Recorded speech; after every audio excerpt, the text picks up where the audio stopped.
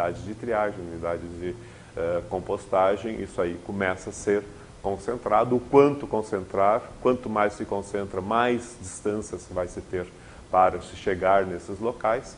Então, é um planejamento, né, que você vai ter que se avaliar custo para ver a otimização do dimensionamento, uma unidade de triagem, uma unidade de transbordo, 2 unidades de triagem, 2 de transbordo. Isso é uma otimização que você tem que fazer combinando aspectos técnicos, disponibilidade de espaço físico na cidade e também os aspectos econômicos que vão viabilizar a implantação desse sistema.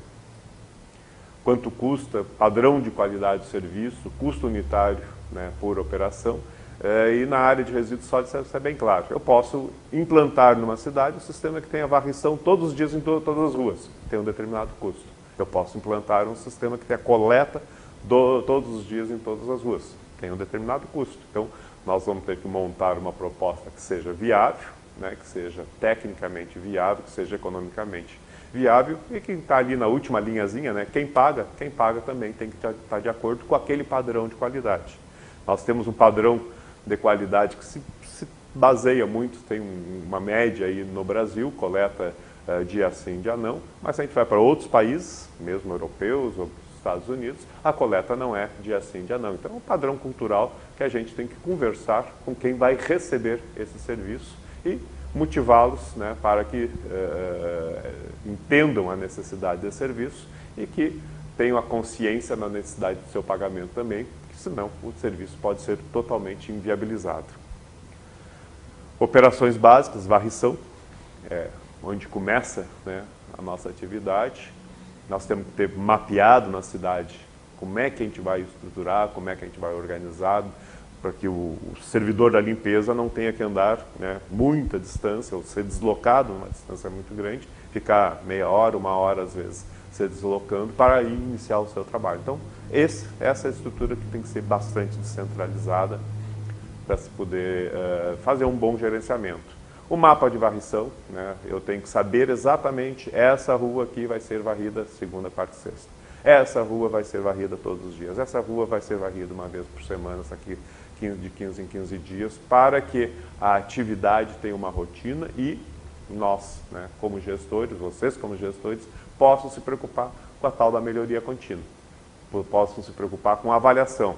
De 15 em 15 dias não está bom, está ficando muito acúmulo de material, bom, aí eu vou ter que prover meios, prover, né, condições para que a varrição seja acentuada ou até seja mais espaçada.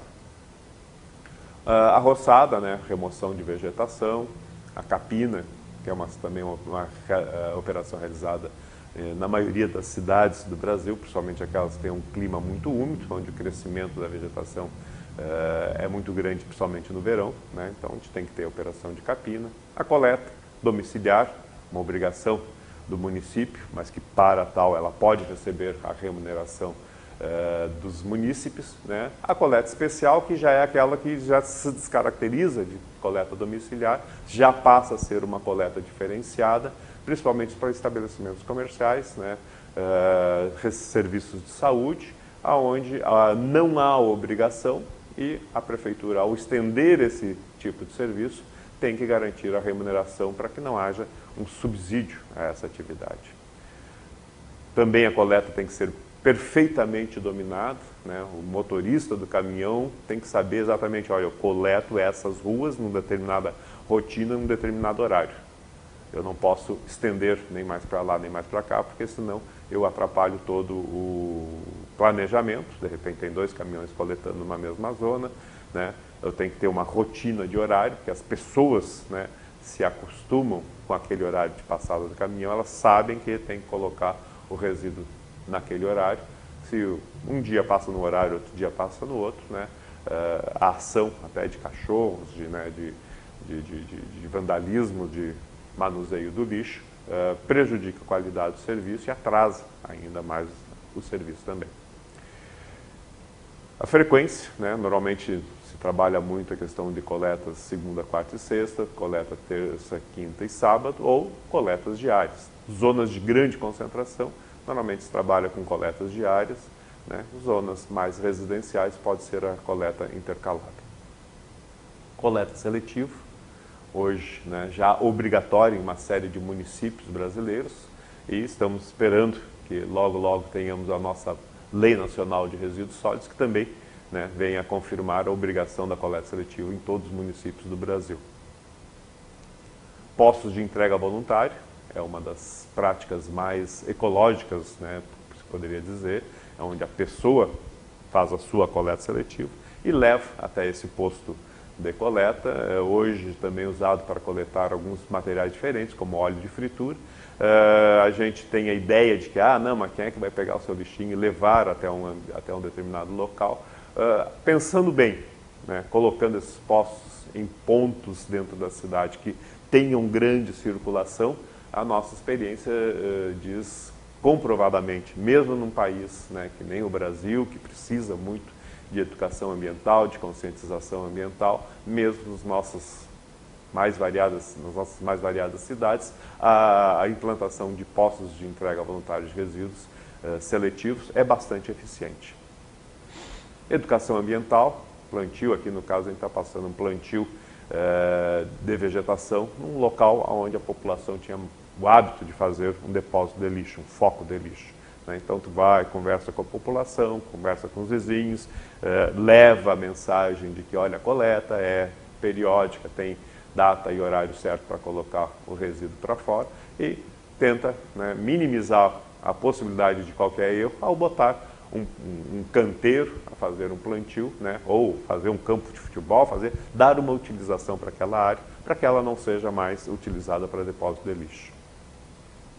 A triagem, não adianta a gente ter coleta seletiva, um dos grandes problemas da coleta seletiva também é ter e o que fazer com o que foi selecionado. Então, nós temos que ter unidades de triagem e pensar a comercialização desse material também. Principalmente municípios de pequeno porte, a grande dificuldade é a comercialização pela quantidade pequena de material gerado. Então, aí sim tem que pensar a região, ver os outros municípios vizinhos, né, como é que a gente pode otimizar essa gestão dos materiais seletivos, né, e garantir a comercialização desse material, porque não adianta separar e depois não ter como reintroduzir no processo produtivo. Suinocultura é uma coisa que acontece em todo o Brasil, mas tem que ser tecnicamente orientada, não pode ser algo aleatório, algo de atividade sem assessoria técnica, mas também é uma forma de aproveitamento. Uma cidade que nem Porto Alegre, nós temos aqui do lado uma Ceasa, produz diariamente 40 toneladas de material de primeira qualidade para utilização na suinocultura. Uma CEAGESP São Paulo, né, são 12 vezes mais em termos de produção diária, mais de 500 toneladas por dia de resíduos que poderiam, né, com qualidade, ser utilizados para a criação de suínos.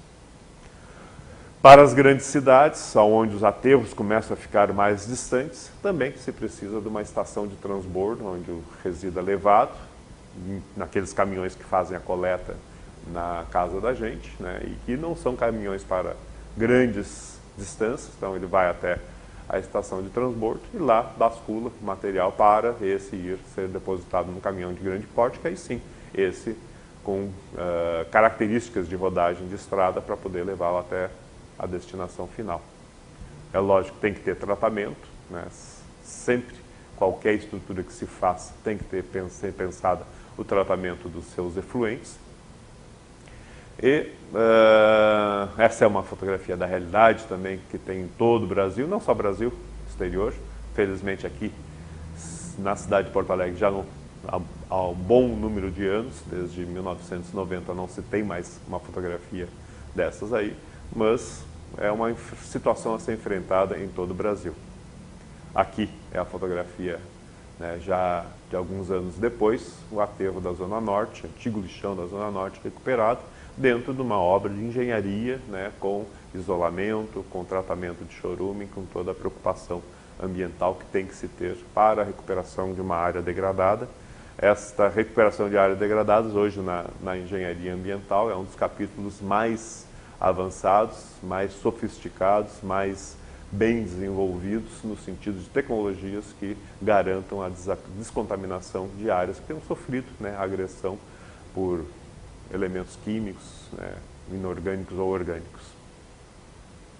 O aterro sanitário, enquanto uma obra de engenharia, é uma necessidade. Nós não temos ainda a condição da Europa. A Europa já tem as suas diretrizes, na qual fica claro que a tendência é acabar com os aterros sanitários, porque eles preveem o reaproveitamento de 100% da matéria existente no lixo, seja pela coleta seletiva, portanto, encaminhamento para a produção de novos materiais para a indústria, seja através da compostagem, processos de digestão anaeróbia que reaproveitem a matéria orgânica, no caso da digestão anaeróbia ainda aproveitem a produção do metano, e toda aquela fração que não tem esse aproveitamento maior, a destinação, lá no caso da Europa, a incineradores que cada vez vão ser em menor número, cada vez menos materiais vão estar nessa condição de não serem reaproveitados e deverão ser destinados, então, à incineração.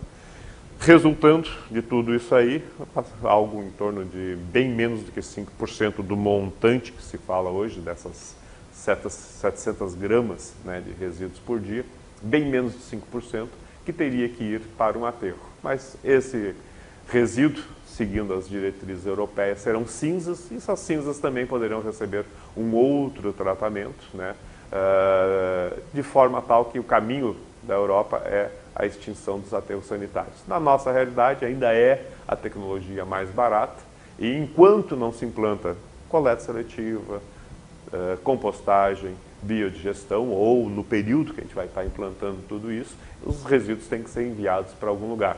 E o mais barato, o mais tecnicamente recomendado nesses casos são os aterros sanitários, com a impermeabilização de todo o aterro, né, seja na parte inferior, depois do encerramento também a impermeabilização da cobertura, a construção dos canais de drenagem, toda a drenagem para recepção, para remoção do chorume, né, e o seu tratamento, o lixiviado, o seu tratamento, e a livre, né, circulação, a livre extração dos gases resultantes da decomposição, de preferência com o seu aproveitamento, né. Isso a gente pode ver ali no gráfico, na figura que a gente está